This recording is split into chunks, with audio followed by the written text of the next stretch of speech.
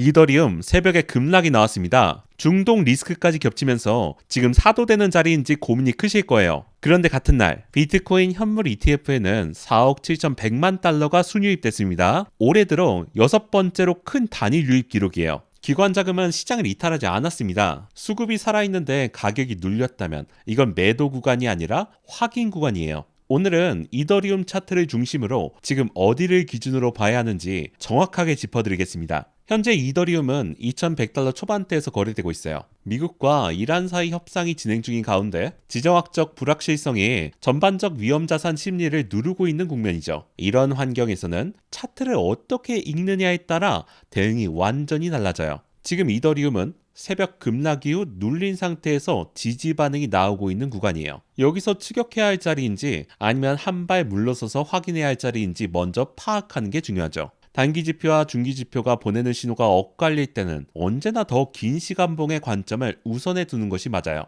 일봉부터 시간봉까지 순서대로 짚을게요. 일봉 기준으로 이더리움은 하락 추세선 22동 평균선, 62동 평균선을 순서대로 돌파하는데 성공했어요. 이 세 가지를 연달아 넘었다는 건 단순한 기술적 반등이 아니라 추세 방향 자체를 전환하려는 시도가 본격화됐다는 의미죠. 현재는 돌파 이후 22동 평균선이 지지선으로 작동하는 리테스트 구간에 있어요. 일봉 스토캐스틱은 단기, 중기, 장기 모두 상승 배열을 유지하고 있습니다. 새벽 급락이 나왔음에도 이 시그널이 훼손되지 않은 상태라는 점이 핵심이죠. 하락 압력이 나왔어도 보조 지표가 상승 배열을 지켜냈다는 것. 그 하락이 추세를 무너뜨릴 만한 수준이 아니라는 뜻이에요. 22동 평균선 위에서 지지가 확인되는 한 지금은 상승 관점을 먼저 두는 게 맞습니다. 지금처럼 일봉 이동 평균선이 지지 구간으로 작동하면서 스토캐스틱 상승 배열이 살아있는 경우 위를 한 번 더 보고 나서 방향이 정해지는 흐름이 일반적이에요. 4시간봉으로 내려올게요. 이동평균선 응축 구간을 위로 돌파한 이후 현재는 돌파 구간을 지지로 전환하는 리테스트 흐름이 진행 중이에요.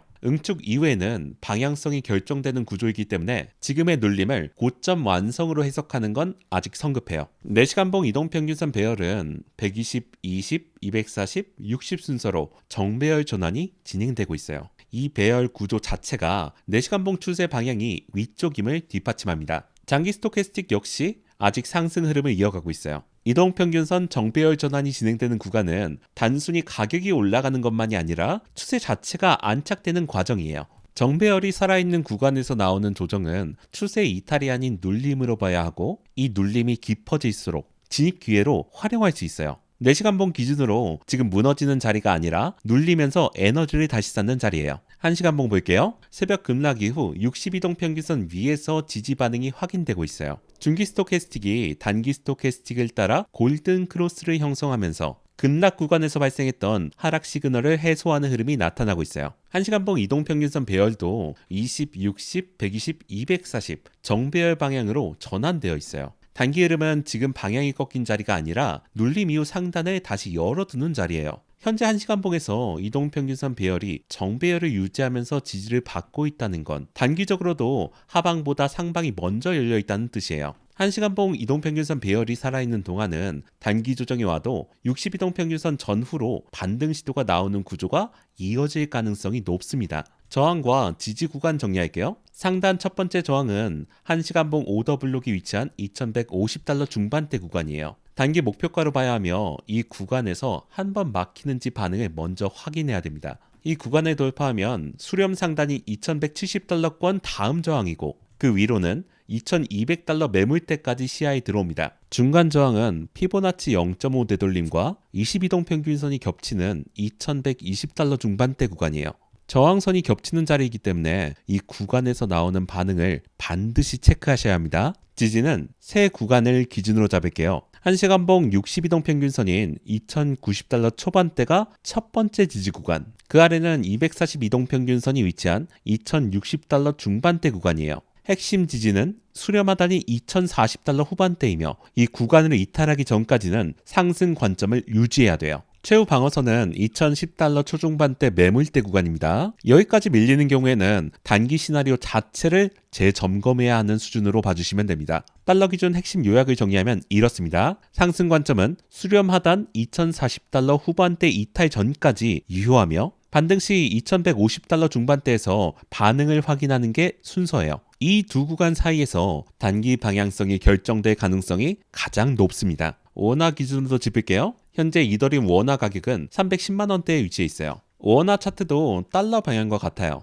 일봉 스토캐스틱이 상승 방향을 유지하고 있고 1시간봉 스토캐스틱도 상승 흐름에 붙어 있는 상태예요. 지지 구간은 세 곳을 순서대로 볼게요. 가장 먼저 볼 구간은 이전 박스권 상단이었던 315만원에서 317만원 구간. 현재 이 구간에서 지지 반응이 나오고 있으며 여기서 반등이 이어진다면 추세 유지 신호로 해석할 수 있어요. 그 아래는 4시간봉 242동 평균선과 매물대가 겹치는 309만원 구간대예요. 여기까지 눌린다면 더 강한 지지 구간으로 봐야 하고 실제 매수세가 붙어주는지 확인이 필요해요. 마지막은 상승 채널 하단인 306만원 구간이에요. 저항은 325만원 매물대가 먼저 있어요. 이 구간 돌파 시 피보나치 0.618 되돌림인 330만원, 추가로 0.75 되돌림인 337만원까지 열어둘 수 있어요. 지금은 추격보다 확인이 먼저인 구간이에요. 315만원부터 317만원 구간에서 지지 반응이 나온지 확인하시고 1시간봉 스토캐스틱 골든크로스가 이어지는지를 기준으로 대응하시면 됩니다. 반등 구간에서 골든크로스 신호가 나온다면 다시 위를 보려는 힘이 붙는 자리로 해석할 수 있어요. 이 두 가지 시그널 중 하나라도 먼저 확인이 된다면 그때부터 진입을 검토하는 게 맞는 순서예요. 리스크도 짚을게요. 중동 변수와 거시 불확실성은 지금 시장이 올라가는 속도를 늦추는 요인이에요. 하지만 이건 방향의 문제가 아니에요. 차트 기준이 살아있는 구간에서는 외부 변수가 추세 자체를 바꿨다고 보기에는 어려워요. 지금의 리스크는 상승 방향이 틀렸다는 신호가 아니라 그 속도와 타이밍이 느려질 수 있다는 뜻이에요. 단기 변동성이 커지는 국면이기 때문에 레버리지를 과도하게 사용하거나 충동적으로 진입하는 건 리스크가 커요. 차트 기준으로 먼저 확인하고 지지선이 반응해주는 것을 확인한 뒤 진입하는 원칙을 지키는 게 이 구간에선 더욱 중요합니다. 외부 노이즈에 흔들리기보다 차트가 알려주는 기준선에 집중하는 것이 지금 가장 필요한 접근이에요. 수렴 하단 이탈 여부를 기준으로 관점을 유지하거나 조정하시고 그 기준이 지켜지는 한 조정 구간은 매수 기회로 접근하는 관점이 여전히 유효합니다. 영상이 도움이 되셨다면 구독과 좋아요 한 번씩 눌러주시면 감사하겠습니다. 더 자세한 분석이 필요하신 분들은 하단 고정 댓글을 참고해주세요. 지금까지 시청해주셔서 감사합니다.